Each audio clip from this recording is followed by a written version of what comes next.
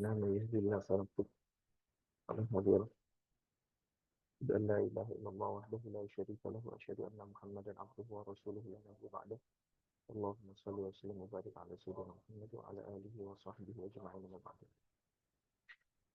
dengan baca basmalah Bismillahirrahmanirrahim.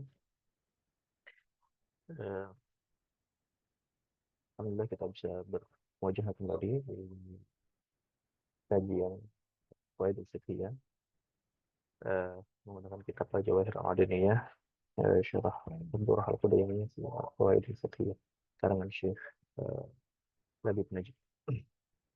Kita masuk ke kaidah fikih yang ke-15 al-qaidatu al-khamisata asyrata i'malul kalami aula min ihmalihi. Ya, atau memfungsikan satu perkataan itu lebih diutamakan daripada mengabaikannya. Ya. Baik, makna al-qaidah. Makna al-qaidah. Qala al-mu'allif rahimahullah wa nafa'ana bi ilmi fid dharain. Makna al-qaidati, makna atau arti daripada kaidah ini yaitu i'malul kalami ay tertibul athari alaihi wa ihmaluhu ay adamu tertibih. I'malul kalami yaitu memfungsikan al-kalam ya satu perkataan ay tertibul athari alaihi yaitu uh, membuat perkataan tersebut itu memiliki dampak ya memiliki dampak ya atau memfungsikan sehingga memiliki dampak.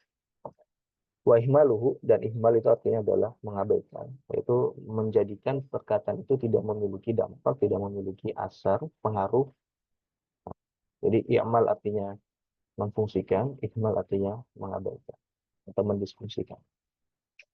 Ya, kalau i'mal berarti ketika ada ucapan suatu perkataan itu berarti dia memiliki efek dampak, memiliki pengaruh atau memiliki asar apa ya, memiliki konsekuensi ya, memiliki konsekuensi dari perkataan tersebut, itu namanya ihmal.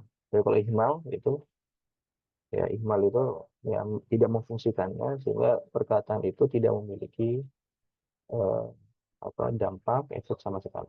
Ya. Nah,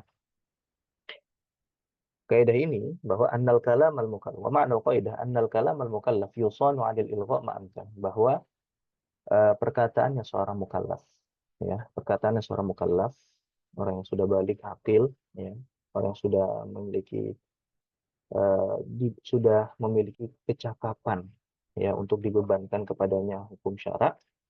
Nah, apa yusanu 'anil ilgha, maka dijaga supaya tidak di apa ilgha atau didisfungsikan atau diabaikan ya, maamkan se apa namanya sememungkinkan ya sebisanya gitu ya, bahwa jika perkataan ini bersumber dari si mukallaf ya, maka kita sebisa mungkin bahwa memang perkataan dia ini ada efeknya, ada dampaknya, ada dampak hukumnya, ada dampak apa, ada dampak hukumnya, sehingga ya itu kalau misalkan kita bilang bahwa perkataan dia ini mulgho atau tidak ada efek hukumnya, ini kita hindari ya, kita hindari.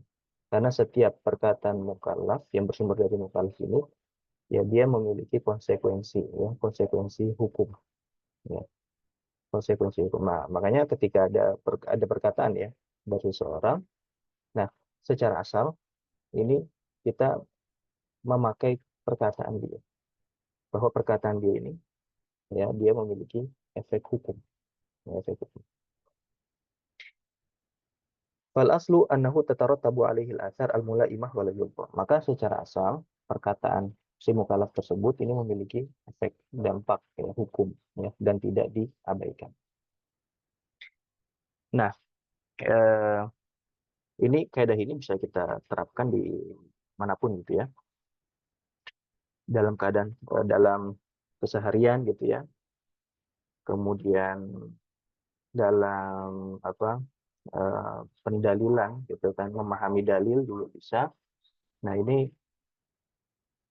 kaidah ini sangat penting. Dalam kehidupan sehari-hari misalkan, ya, eh, kan ada ya, ketika misalkan kita sedang berinteraksi dengan orang itu, nah, apakah perkataan yang bersumber dari orang tersebut ini, dia serius berkata seperti itu, atau itu hanya eh, main-main, ya.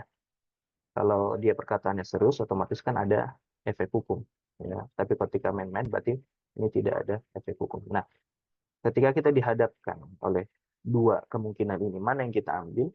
Nah, yang kita ambil adalah bahwa perkataan dia itu adalah dalam uh, serius, ya, kondisi serius. Itu kalau misalkan ada dua kemungkinan. Tapi kalau hanya satu kemungkinan, misalkan oh iya dia apa, dia ngomong seperti itu kondisinya sedang bercanda gitu kan. Nah, berarti kan kata-kata seperti itu tidak di berarti itu tidak dihiraukan, dihiraukan saja, ya, tidak dipakai. Tapi ketika misalkan dia ngomong seperti itu, ya, ini la yatarajjah ahadu janibain, apa ini serius atau ini main-main gitu kan. Maka kita kembali ke kaidah ini bahwa hmm, perkataan dia, ya, ini memiliki efek hukum, ini lebih didahulukan dibandingkan kita mengabaikan, ya, ya malu kalam aulan kembali. Nah, inna ahamiyata hadhil qaidah, ya, bahwa urgensi kaidah ini tazharu indama na'lam annaha mahallu ittifaqi inda jami'il ulama, bahwa kaidah ini, ya, ini adalah uh, kaidah yang masuk disepakati oleh seluruh ulama, kama yadhharu min tafri'atihim 'alaiha, sebagaimana, ya, inilah yang di apa, uh, tafri'at atau hukum cabang yang bersumber dari kaidah ini, ya. Kama yadhharu min tafri'atihim 'alaiha, sebagaimana para ulama, ya, itu mengkonklusikan hukum dari kaidah ini, wa ta'lilatihim biha, ya, dan mentaklil atau menjadikan alasan dari beberapa masalah fikih itu menyandarkan ke kaidah ini, ya. Jadi banyak ulama itu, ya, dalam pendalilan fikih, kemudian dalam tadi, ya, apa, membahas hukum fikih, ya, ini mengacu kepada kaidah ini. Ya. Hampir seluruh ulama menggunakan kaidah ini, ya. Sehingga ini menjadi titik kesepakatan antara para ulama. Kama tazdadu ahammiyatuha, sebagaimana urgensi ini bertambah penting juga, indamana alamu annaha tata'allaqu bi tasarrufatil mukallaf al-qauliyah kulliha wa tasfihiha, bahwa kaidah ini berkaitan dengan tindak tanduk seorang mukallaf yang berkaitan dengan ucapan, ya, dan mensahkan ucapan tersebut, ya. Jadi ketika ada ucapan yang bersumber dari seorang mukallaf yang memang dia sudah punya kelayakan hukum, ya, di depan syariat, maka apa yang ucapan yang bersumber dari mulutnya itu, ya, maka kita anggap itulah ucapan yang dia serius, ya, mengucap ucapan tersebut, ya, sehingga kita fungsikan ucapan tersebut dan dia memiliki ucapan itu memiliki apa, konsekuensi hukum, ya, konsekuensi hukum. Wa hadza amrun daruri inda jami'il a'immah, bahwa ini perkara yang penting, ya, yang utama gitu, ya, bagi seluruh ulama. Ya, li'anna tashihal kalam mabda akhadha bihi jami'u duna istitsna, karena mensahkan satu ucapan itu adalah prinsip yang dipegang oleh seluruh ulama, ya, tanpa ada pengecualian, ya. Nah, ini tadi kaidah yang bisa kita terapkan di kehidupan kita sehari-hari maupun dalam memahami dalil, ya, dalam memahami perkataan para ulama juga. Misalkan ada satu dalil ini misalkan ada dua hadis, ya. Ini kalau dalam pendalilan, misalkan ada dua hadis. Satu hadis misalkan ini lebih kuat, satu hadis ini agak lebih lemah, ya. Ini lebih lemah. Nah, tapi secara zahirnya atau lahiriahnya ini tampaknya seperti kayak kontradiksi antara dua hadis ini. ya antara dua hadis ini. Maka ada beberapa cara dalam eh, apa apa namanya mengkomparasikan atau bukan dalam mendudukkan dua hadis ini supaya tidak kontradiksi kan gitu ya. Karena syariat itu kan tidak mungkin kontradiksi. Yang kontradiksi adalah pemahamannya para ulama gitu kan, pemahaman manusia akan syariat, bukan syariat itu sendiri kan gitu. Makanya perlu didudukan. Ini kontradiksi dalam hal apa? Maka para ulama ada beberapa teknis ya dalam menentukan dalil yang kontradiksi tersebut. Ada yang al-jam'u. Al-jam'u yaitu mengkomparasikan. Ya. Mengkomparasikan bagaimana dua dalil ini sama-sama bisa dipakai, ya, sama-sama bisa dipakai sehingga tidak membatalkan salah satunya. Nah, ada juga yaitu an-nasxu. Ya, an-nasxu atau at-tarjih. An-nasxu atau membatalkan ya suatu dalil karena dalil tersebut ya terindikasi dia datangnya duluan dibandingkan dengan dalil yang lain, sehingga yang datang duluan itu dia dimansuh atau dibatalkan hukumnya, dan yang datang terakhir itulah yang dipakai, ya, itu an-nasxu. Atau di at-tarjih, ya, at-tarjih bisa juga dikuatkan salah satu dalilnya karena misalkan rawinya lebih kuat, ya, rawi yang hadis ini, hadis A itu lebih kuat dibandingkan rawi yang hadis B. Nah, itu adalah cara para ulama untuk mendudukkan dalil-dalil kontradiksi. Nah, kalau menggunakan kaidah ini maka cara yang pertama itulah al-jam'u, untuk mengkomparasikan dua dalil tersebut itu lebih utama ya dibandingkan kita kesampingkan satu dalil atau mentarjih menguatkan satu dalil dan melemahkan satu dalil yang lain. Ya, ketika itu bisa dikomparasikan ya, al-jam'u in amkan. Kalau bisa dikomparasikan dua dalil itu, nah itu lebih utama. Misalkan satu hadis itu mutlak, satu hadisnya muqayyad, satu hadisnya umum atau secara mutlak ya tidak dibatasi, satu dibatasi. Maka yang dibatasi itu membatasi yang tidak dibatasi kan. Atau satu dalilnya umum, satu dalilnya khusus. Maka dalil yang khusus ini mengkhususkan dalil yang umum kan gitu. Ya.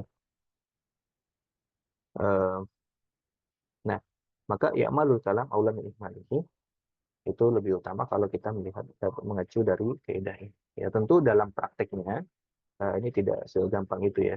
Karena setiap ulama itu memiliki ininya masing-masing, ya, paradigmanya masing-masing dan dalilnya masing-masing, sehingga dalam penerapannya pun akan berbeda ya.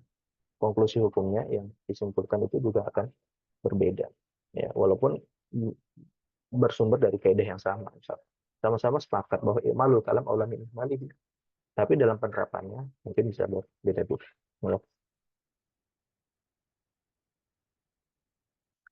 وأيضا فهي تتعلق بالدرجة الأولى بخطابات الشارع الحكيم. Nah, dan juga kenapa ini urgen untuk kita bahas ya, karena ini berkaitan dengan apa dalil ya, dalil syari, dalil dari syari Allah Subhanahu wa taala.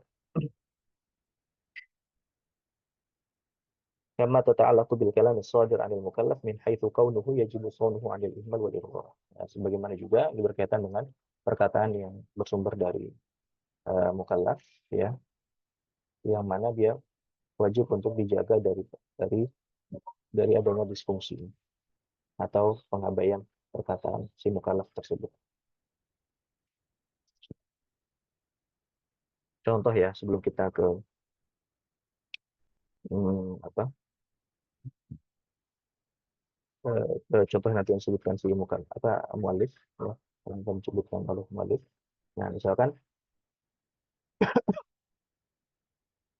ada perkataan ya, saya seorang suami berkata kepada istri, saya ceraikan kamu, saya ceraikan kamu, saya ceraikan kamu, ya, sebanyak 3 kali ya dalam satu majelis. Nah, di sini 3 kali penyebutan ini ya indikasinya 3 kali penyebutan memang dia ingin talak 3 kali atau dia 3 kali ini sebagai penguat, ya, sebagai penguat saja. Kalau sebagai penguat atau takkid, berarti kan kita mengabaikan lafaz, 2 lafaz terakhir itu, ya, 2 lafaz terakhir. Ya, jadi menceraikanmu di lafaz yang ketiga dan lafaz yang kedua ini kan berarti diabaikan. Ya, karena tidak ada fungsinya. Fungsinya hanya sebagai penguat saja. Ya. Berarti yang ada fungsinya cuma yang lafaz pertama saja. Nah, ini kalau kita memahaminya itu sebagai penguat, ya. Tapi kalau kita memahaminya ini sebagai taksis atau bukan bukan pengulangan, tapi itu merupakan apa namanya, talak 3 dalam satu majelis, berarti lafaz yang pertama, lafaz yang kedua, dan lafaz yang ketiga ini memiliki fungsi. Nah, itulah perbedaannya. Maka yang dipakai yang mana? Nah, walaupun penerapannya pasti beda-beda ya setiap ulama, karena memang ada khilaf di dalam perkara tersebut, tapi kalau kita mengacu ke kaidah ini, maka menganggap 3 perkataan tadi itu berfungsi, maka itu jatuh talak talak 3, ya, talak 3 dalam satu majelis. Ya. Mana talak 3 dalam satu majelis itu dianggap talak 3 oleh jumhur ulama atau ulama 4 mazhab. Memang ada khilaf, ya, memang ada khilaf dalam perkara talak 3 dalam satu majelis yang dikuatkan oleh Syekhul Islam Ibnu Taimiyah. Beliau menganggap bahwa talak 3 dalam satu majelis itu dianggap satu kali talak, dan itu yang diambil oleh berbagai macam hampir seluruh, ya, seluruh pengadilan agama di dunia, ya, hampir seluruhnya itu menganggap bahwa talak 3 dalam satu majelis itu jatuh satu talak saja. Nah, ini pembahasan fikih yang ini. Tapi tadi muaranya tadi, ya, ini saya sebutkan sebagai contoh saja, bahwa ketika ada seorang suami mengatakan kepada istrinya, saya menceritakanmu. Nah, ini 3, ini apakah dipahami sebagai 3 talak 3 atau talak 1, ya. Jadi dia dipahami sebagai penguat saja lafaz-lafaz yang kedua ketiga tadi, atau itu memang perkataan yang memiliki fungsi untuk menjatuhkan talak, ya, seperti itu. Baik, kita masuk ke kaidah, dalilul qaidah. Dalilnya apa? Qaulullah ta'ala, ma yalfidu min qaulin illa ladaihi raqibun atid. Ya. Apa yang terucap dari perkataan apapun illa, kecuali memang ladaihi raqibun atid. Ada malaikat yang mengawasi, ya. Ada malaikat yang mengawasi, yang mencatat, ya, segala ucapan yang terucap dari lisannya, dari lisan manusia. Waqala Nabi sallallahu alaihi wasallam li Mu'adz ibn Jabal radhiyallahu anhu, indama sa'alahu ya Rasulullah wa inna lamu'akhaduna bima natakallamu bihi.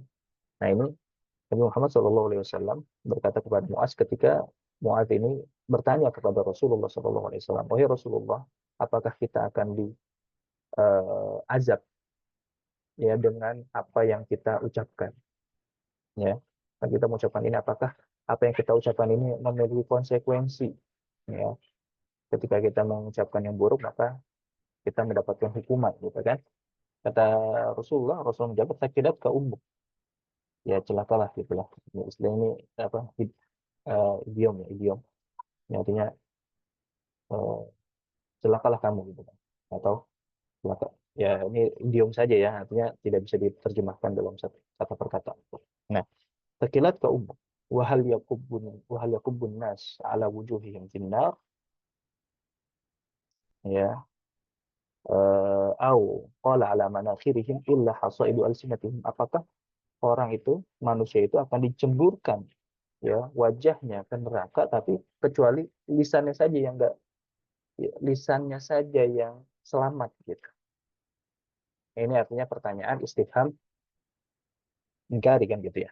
Bahwa emang manusia itu ketika dicemburin neraka cuma seluruh badannya aja kecuali lisannya, gitu kan? Kan enggak, gitu kan. Ya, lisannya pun juga ikut ikut dicemburin ke dalam neraka. Lisannya pun juga ikut apa, diazab juga, gitu kan. Bukan hanya seluruh tubuhnya kecuali lisan. Nah, jadi dari hadis ini bahwa memang apa yang bersumber dari lisan itu pun juga akan eh, dihukum gitu kan, memiliki konsekuensi hukum, ya. Baik, kita masuk ke contoh yang disebutkan oleh muallif. Makanya eh, sebelum kita masuk ke contoh ini, ya, yang namanya lisan, ya, lisan itu apa, tak bertulang, tapi memang kalau tajam itu lebih tajam daripada pisau, ya. Dari lisan saja itu bisa sampai menyebabkan perpecahan. Kalau kita lihat, ya, kalau kita lihat eh,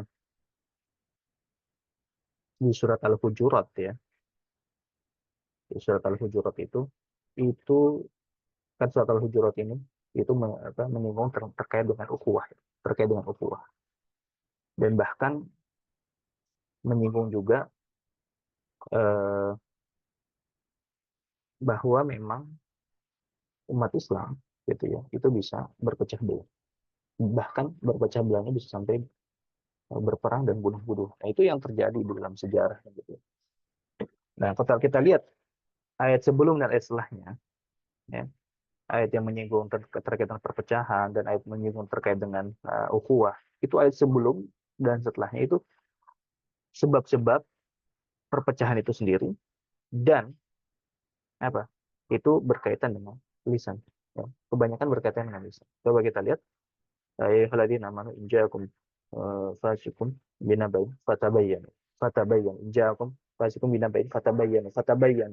Nah, fatabayyan itu kan kita harus meng-cross check, ya. Kalau datang kepada kamu orang fasik. Nah, datang kepada orang fasik ini kan dia menyampaikan kabar, ya kan? Maka kita harus cross check. Menyampaikan kabar ini kan sumbernya dari mana? Dari lisan. Ya, kemudian setelah apa, syawa'in taifatan, ini kan ada ayat yang mengkaitkan dengan, ya, ayat tentang apa, eh, bahwa nanti jika ada dua kelompok muslim itu saling taifatan minal mu'minin aqtatalu, saling berperang, ya. Kemudian juga disinggung innamal mu'minuna uswah, ya, bahwa orang mukmin itu adalah bersaudara. Nah, setelahnya ya ayyuhalladzina amanu apa, ya ayyuhalladzina amanu apa ayatnya, eh sebentar, saya lupa. Nah, ya ayyuhalladzina amanu la yaskhar qaumun, ya, janganlah kamu mencela, ya, la yaskhar qaumun min qaumin asa ayyakunu khairan minhum. Nah, mencela ini kan berkaitan dengan lisan juga. Kemudian ada setelahnya, ya ayyuhalladzina amanu ya ayyuhalladzina amanu ijtanibu katsiran minadh-dhann inna ba'dadh-dhanni itsm wa la tajassasu wa la yaghtab ba'dukum ba'dha. Nah, di situ ya, dzon ini berkaitan dengan prasangka, ya, hati. Nah, tapi setelahnya apa? Wa la yaghtab ba'dukum ba'dha. Nah, jangan kalian menggunjing, gibah, ya. Eh, nah, ini juga jangan namimah gitu kan. Nah, itu semua kebanyakan itu berkaitan dengan lisan, ya, dengan lisan. Makanya lisan ini memiliki dampak yang sangat sangat besar. Baik, contoh yang disebut oleh muallif min tatbiqatil qaidah. Yang pertama adalah law waqafa ala auladihi manzilan. Kalau dia mewakafkan kepada anak-anaknya rumah, ya, satu rumah, ya. Jadi mewakafkan kepada anaknya rumah. Nah, ini namanya wakaf ahli, ya, wakfun ahli. Ya, wakaf kepada keluarga, wakaf kepada keluarga. Jadi ada wakaf ahli, ada wakfun khairi. Sambil kita singgung sedikit ya terkait dengan wakaf. Jadi ada wakfun ahli, ada wakfun khairi. Wakfun ahli ini tadi wakaf kepada keluarga, wakfun khairi ini wakaf ke sosial, ya, sosial yang non keluarga, ya. Nah, dan apa kaidah dalam wakaf itu, ya, syartul waqif, ya, syartul waqif kana syariah, kana syariah, bahwa syarat yang diungkapkan oleh si pewakaf itu seperti teks syariat. Artinya wajib untuk dipenuhi, ya, nggak boleh dilanggar. Syarat dari si pewakif itu wajib dipenuhi, tidak boleh untuk dilanggar. Nah, makanya dalam hal kaitan dengan wakaf, kita nggak boleh melanggar apa yang disyaratkan oleh si pewakif, kecuali memang ada maslahat yang lebih besar. Ada maslahat yang lebih besar terkait dengan wakaf tersebut. Maka ini bisa menjadi celah ijtihad, ya, celah ijtihad untuk melanggar syarat tersebut, ya. Contoh misalkan eh, karpet diwakafkan, ya, karpet diwakafkan. Tapi misalkan karpet diwakafkan, dia bilangnya jangan dijual karpet tersebut, jangan diganti karpet tersebut. Nah, tapi ternyata karpet itu sudah lapuk, ya, karpet itu sudah lapuk. Atau misalkan dia mewakafkan suatu masjid, ya, tapi masjidnya dan bilang tolong jangan diganti masjid tersebut, jangan diubah gitu kan. Jadi apa, jangan diubah gitu kan. Tapi ternyata di kemudian hari jamaah tidak menampung gitu kan. Jamaah tidak menampung. Nah, di sini otomatis ada kemaslahatan yang lebih besar, maka apakah diperbolehkan, inilah mahallul ijtihad, di sini tempat istihad bagi si nazir, ya, pengelola wakaf itu dia beristihad. Kalau misalkan memang ada kemaslahatan lebih besar dan memang kalau misalkan ini kemaslahatan tidak dipenuhi, maka justru malah berbalik, bukan kemaslahatan malah ke madharotah, ya. Yang tadinya masjid tersebut untuk bisa menampung jamaah tapi tidak tertampung jamaah, ya. Kalau mengikuti syarat si pewakif, maka ya, dia tidak bisa diperluas gitu, ya. Maka ya dia harus memperluas masjid tersebut. Tadi masa kartu biasa. Ya, intinya ya, satu lapis ini yaitu harus dipenuhi kecuali memang tadi ada kemaslahatan yang lebih besar. Oke. Nah, ini tadi wakaf ahli, ya. Jikalau ada orang yang mewakafkan kepada anak-anaknya, rumahnya diwakafkan untuk siapa? Untuk anak-anaknya. Jadi ada wakaf, ya, orang yang mewakafkan, ada objek wakaf, ada eh, peruntukan wakaf, ya, peruntukan wakaf atau disebut dengan al-mauqufu alaih, ya, peruntukan wakaf. Nah, ini wakafnya diperuntukkan untuk anak-anaknya. Objek wakafnya adalah rumah. Jadi kalau diwakafkan untuk anak-anaknya, otomatis orang lain itu tidak boleh memanfaatkan objek wakaf tadi tanpa seizin si yang diperuntukannya. Nah, berarti kalau di sini dalam hal ini berarti kan karena diperuntukkan untuk anaknya, berarti orang lain selain anak-anaknya tidak boleh memakai rumah tersebut kecuali seizin anak-anaknya. Ya, baik. Walaysa indahu aulad, tapi dia tidak punya anak karena anak-anaknya sudah pada meninggal. Bal auladu aulad, akan tetapi yang ada apa? Cucu. Nah, nah, maka apakah kita hanya terfokus pada si anaknya saja? Ya, karena ini syartul wakif nih. Ya, syartul wakif. Dia hanya menunjuk untuk anak-anaknya saja. Ya. Apakah kita mengacu pada kaidah ini syartul wakif karena sesyari, atau eh, apa namanya? Ada kemungkinan lain. Anak-anak di sini kita perluas maknanya. Ya. Ya, apakah kita hanya mengacu pada zohir kalamnya saja atau kita memperluas makna dari perkataannya. Nah, makanya di sini disebutkan surifal waqfu ilaihim. Maka wakaf tersebut juga apa namanya? Boleh juga dimanfaatkan oleh cucunya. Ya, boleh dimanfaatkan oleh cucunya. Idz law lam yustaf ilaihim lakana kalamuhu lawan. Karena kalau misalkan tidak diperuntukkan untuk mereka, maka perkataan ini ya sia-sia gitu kan. Perkataannya apa? Jadi sia-sia. Maka kan ini apa? Ini kan diwakafkan nih. Ketika diwakafkan ke anaknya, tapi anaknya nggak ada, yang ada cucunya. Maka apa? Ya daripada perkataan ini sia-sia, maka lebih baik dialihkan wakafnya ini kepada cucunya supaya perkataan itu memiliki faidah gitu kan. Nah, Itu dalam satu sisi. Dan satu sisi yang lain, aulad, kata aulad itu ya, itu yashmal al-aulad al-mubashirun sama auladul aulad. Anak langsung dan anak dan cucu ya, anaknya anak. Kata aulad, kata walad itu bisa masuk di dalamnya apa? Anak langsung dan anaknya anak atau cucu secara bahasa, secara bahasa. Nah, tapi kalau sini mu'alif pendekatannya memakai kaidah ya, memakai kaidah sehingga daripada tadi perkataannya ini sia-sia, maka lebih baik kita serahkan kepada cucunya, gitu kan? Ini pakai pendekatan kaidah. Tapi ada pendekatan lain dalam permasalahan ini, yaitu kata walad, kata anak itu dia mencangkup bukan hanya anak langsung, tapi juga anaknya anak atau cucu. Baik. Contoh yang kedua, anna minal mutaqarrar atau anna minal mutaqarrar fi ilmi usul al-fiqh anna i'mal ad-dalilain bil jam'i bainahuma aula min ihmali ahadihima wa tarjihil akhar bina'an ala hadhihi al-qa'idah.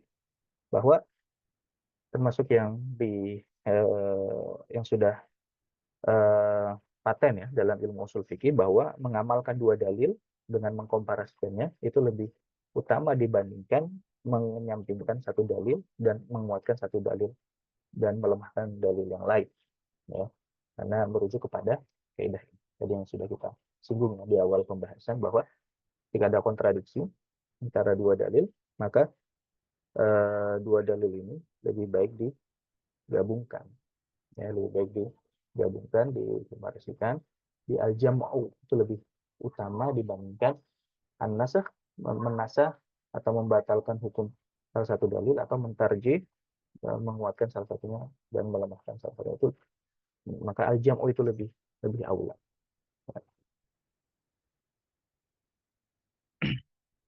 Baik. Eh, apa namanya? Seperti misalkan contoh al-jam'u ya. Misalkan la adwa wala tiyarata, bahwa tidak ada penyakit yang menular. Ya, la adwa. Tapi di satu sisi Rasulullah juga mengatakan firra minal majzum firaraka minal asad. Larilah dari penyakit kusta sebagaimana kau lari dari singa gitu kan. Nah, ini ada kayak seakan-akan ada dua dalil yang saling kontradiksi. Nah, makanya yang lebih baik itu apa di aljam atau di komparasi. Nah, ini bisa kita komparasi bahwa tergantung konteksnya. La adwa ini adalah ketika kita misalkan memang di tempat yang penyakit itu sudah menyebar gitu kan. Nah, kita Rasulullah ingin membangun mindset bagi orang yang memang sedang tinggal di tempat wabah itu sedang tersebar di tempat tersebut. Ya. Bahwa kita jangan kabur ke tempat yang lain. Kita harus memiliki mindset bahwa penyakit itu tidak akan uh, ini kita tidak akan uh, tidak akan terkena penyakit tersebut gitu. Ya. Itulah aduan. Nah, dan di satu sisi juga kita ada faedahnya kan. Kalau kita keluar dari tempat tersebut, maka ketika kita sudah terkontaminasi, ya walaupun masih dalam kondisi sehat, tapi kita keluar gitu kan, nah virusnya akan menyebar di tempat lain. Itu yang jadi melockdown gitu kan, jadi upaya lockdown ya, nikmati itu ya virus. Nah, nah itu supaya virus itu tidak menyebar juga. Kemudian ada dalil yang satunya lagi firman minal majnun, ketika kita mendapatkan kabar bahwa di situ ada wabah, ya. Nah, kita juga jangan sampai masuk ke tempat tersebut, ya. Nah, itu dalam rangka al-akhdhu bil asbab. Usaha kita untuk terhindar dari virus tersebut, ya. Yang di dalam membangun mindset supaya kita tidak akan terdampak, ya. Nah, supaya juga upaya untuk mensentra atau apa, lokalisir penyakit tersebut, virus tersebut, ya, supaya tidak menyebar ke tempat lain. Dan yang di dalam itu tadi membangun mindset bahwa tidak ada penyakit yang menular gitu. Oke, itu salah satu upaya untuk menjamak atau mengkomparisikan dua dalil. Nah, itu lebih utama. Kemudian yang ketiga, contoh yang ketiga, lau awsa bi alfi dinar tasarrafa fil khair. Tsumma awsa bi alfi dinar tasarrafa kadzalik. Fatu tabarru wasiyatu bi alfaini la bi alf. Siyanatan an ihmali kalamihi. Nah, jika misalkan dia mewasiatkan 1.000 dinar untuk bi alfi dinar tusraf fil khair. Bisa juga tadi baca seperti itu. Tsumma awsa bi alfi dinar tusraf kadzalik. Nah, dia mewasiatkan 1.000 dinar untuk di apa namanya dipergunakan dalam kegiatan sosial gitu ya, dalam kebajikan. Kemudian dia mewasiatkan lagi, ya mewasiatkan. Gak berselang lama dia mewasiatkan lagi 1.000 dinar untuk apa, diperuntukkan untuk sosial, ya, untuk amal kebajikan. Nah, maka apakah dua perkataan ini maksudnya adalah ini yang perkataan kedua ya, maksud yang perkataan dua ini apa sebagai pengulangan saja, penguat saja, atau yang dimaksud itu dia berwasiat 2.000 dinar, ya. Nah, mana nih? Ini kan ada dua kemungkinan. Sebagaimana tadi saya sudah singgung ya, yang talak tadi. Talak 3 dalam satu majelis. Apakah yang dimaksud adalah talak 3 ini, atau dia hanya mengulang-ulang lafaz talak dalam rangka untuk menguatkan saja. Nah, kalau ada kita bisa merujuk ke pembicaranya, orangnya, ya itu oke, ya. Ketika ada khilaf ya, ketika ada perbedaan pendapat dan masih ada si orang itu masih ada, maka kita merujuk niatnya apa, dia maksudnya apa. Tapi kan misalkan di sini orangnya sudah tidak ada, ini orang udah wasiat, tapi kemudian meninggal. Nah, maksudnya si fulan itu apa? Si mayit itu. Apakah dia mewasiatkan 1.000 dinar saja, karena yang kedua itu hanya pengulangan, ya, untuk mentakkid pendengar, atau yang dia maksud adalah dia mewasiatkan 2.000 dinar, gitu. Jadi wasiat yang pertama itu dia memang bermaksud 1.000 dinar, kemudian ditambah 1.000 dinar lagi dengan wasiat yang kedua. Nah, mana yang dimaksud? Nah, maka ketika kita tidak bisa merujuk kembali ke si eh, orang yang berbicara tersebut, maka kita teliti dari perkataannya. Dan menggunakan kaidah ini, maka fatu tabarul wasiyah bi alfaini la bi alf. Maka wasiat itu dianggap 2.000 dinar, bukan 1.000 dinar. Nah, berdasarkan kaidah ini, karena kita memakai dua perkataan tadi, dua wasiat yang tadi. Karena wasiat pertama kita pakai, yang wasiat kedua pun juga kita pakai. Nah, kalau kita menganggap itu cuma 1 dinar, berarti wasiat pertama saja yang kita pakai. Wasiat yang kedua ini kan berarti kita tidak pakai. Seakan-akan dia mengucap itu, ya ini tidak ada fungsinya. Gitu. Hanya sebagai sebatas pengulangan saja, gitu kan? Itu sianatan an ihmali kalian ya, untuk menjaga daripada mendiskusikan perkataannya yang kedua. Nah, di anda taksis aula minat takkid, karena membangun hukum yaitu lebih utama daripada mengulang, ya. Membangun itu lebih utama daripada mengulang. Ini kan ketika ada dua perkataan, maka perkataan yang kedua ini membangun atau mengulang. Kalau membangun, maka ini lebih utama, ya. Jadi membangun hukum baru. Kan yang perkataan yang pertama ini kan udah ada konsekuensi hukumnya. Nah, yang kedua ini apakah membangun hukum baru atau mengulang, dan konsekuensi hukumnya masih mengikuti konsekuensi hukum yang pertama. Nah, ini kan ada perbedaan di sini. Nah, yang diambil adalah at-taksis atau perkataan kedua ini membangun hukum baru, itu kita anggap, ya. Dan wasiat yang kedua ini kita anggap. Jadi ada dua wasiat di situ. Wasiat pertama 1.000 dinar, wasiat kedua 1.000 dinar, jadi digabung jadi 2.000 dinar. Wahia qaidatun tadariju tahtaha hadhihi. Qala al-Hafidz As-Suyuti. Nah, berkata Imam As-Suyuti, ya, yadkhulu fi hadhil qaidah qaidat ta'sis aula min at-ta'kid. Bahwa ini kaidah ini, ya, kaidah membangun itu lebih utama daripada mengulang. Itu qaidat ta'sis aula min at-ta'kid. Itu lebih utama membangun lebih utama daripada mengulang. Fa idza dara lafdzu bainahuma, maka ketika ada lafaz itu apa namanya? Ya berputar antara dua kemungkinan ini, ta'ayyana 'ala ta'sis, maka dia lebih dipilih untuk ditentukan kemungkinan yang membangun daripada yang mengulang. Ya. Contohnya wa fihi furu' minha qala anti taliq wa lam yanwi syai'an fal asah alhamdu 'ala al-istinaf. Nah, contohnya ini. Jika seorang suami dia berkata bahwa kamu saya ceraikan. Nah, dia tidak berniat sesuatu, maka ketika di depan hakim, nah hakim ini memutuskan yang mana? Pakai pendekatan taksis atau penggunaan takkid, menggunakan membangun hukum baru atau pengulangan hukum yang pertama, gitu kan? Nah, maka di sini dikatakan alhamdu 'ala taksis, fal asahu alhamdu 'ala taksis. Lebih utama itu jika diambil yang bahwa perkataan yang kedua itu ini dia memulai baru sehingga memiliki konsekuensi hukum yang baru. Ya, jadi anti tolik ini kan lafaz yang pertama, sudah ada konsekuensi hukum yaitu talak istri jatuh talak satu. Ada lafaz yang kedua nih. Nah ini hukum baru lagi sehingga jatuh talak yang kedua. Ya itu apa namanya terkait dengan ya, bahwa ini contoh penerapan fikih dalam kaidah ini. At-taksis aula min at-ta'kid.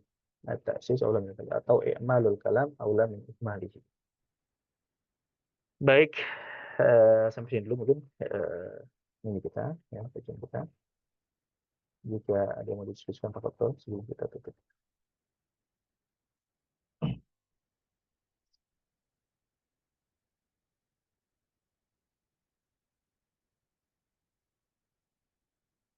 Baik, saya kira cukup ya. Cukup, Ustaz. Kita akhiri dengan baca alhamdulillah. Assalamualaikum warahmatullahi wabarakatuh. Waalaikumsalam warahmatullahi wabarakatuh.